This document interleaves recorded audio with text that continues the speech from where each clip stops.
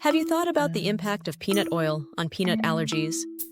For many, it's life-threatening.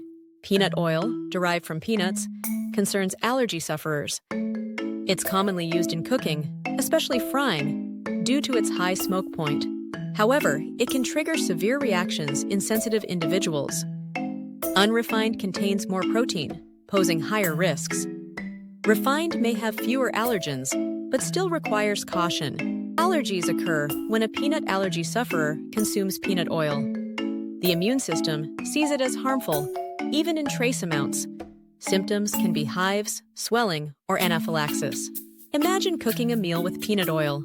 Consequences could be severe. For safety, always check food labels.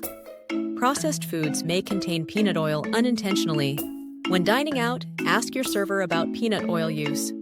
Now, let's look at alternatives. Canola oil is a great substitute with a similar cooking profile. Sunflower oil is another safe frying option. Olive oil is healthy for dressings and sautés, providing similar flavor and benefits. In summary, peanut oil can be harmful for those with allergies. Know its types, read labels, and choose safer options. We trust this video answered your questions.